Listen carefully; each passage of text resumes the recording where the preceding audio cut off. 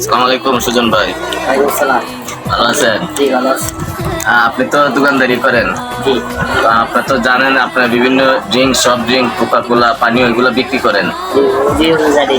তো এখন কি কোকা কোলা বিক্রি করেননি? তাই এখন কি হয়ে না করতে পারবো কেন?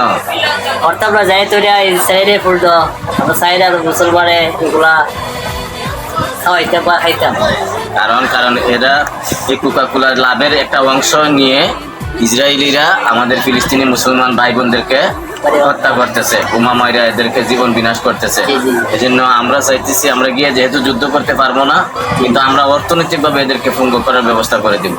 আমরা যদি কোকা কোলা না কিনে এই সমস্ত বিদেশি পণ্য যদি আমরা না খাই তাহলে আস্তে আস্তে বন্ধ হয়ে যাবে, তারা লাভবান হবে না এবং তারাও আমাদেরকে আর মারার সুযোগ পাবে না। এটাও এক ধরনের জিহাদ। আমরা অর্থের মাধ্যমে এই জিহাদটা শুরু করলাম, এদের পণ্য বয়কটের মাধ্যমে। ধন্যবাদ। আমি কথা দিয়েছি এগুলা আস্তে আস্তে সবাই সবকিছু বন্ধ করে দিবা।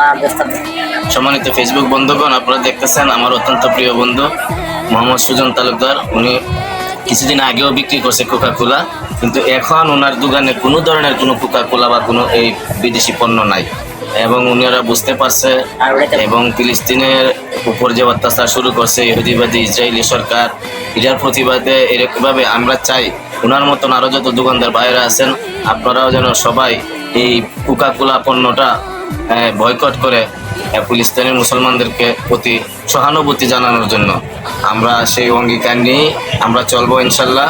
আর আগামী কোরবানির ঈদকে সামনে রেখে যেহেতু মানুষ আনন্দ ফুর্তি করবে, ধুমধাম করবে, কিন্তু কোকা কোলা অন্তত পক্ষে যেন আমাদের আনন্দের কারণ না হয়, আইটেম না হয়, এই আমরা সবাই মিলে সেই চেষ্টা করবো ইনশাল্লাহ। ঠিক আছে? জি জি ঠিক আছে। আসসালামু আলাইকুম।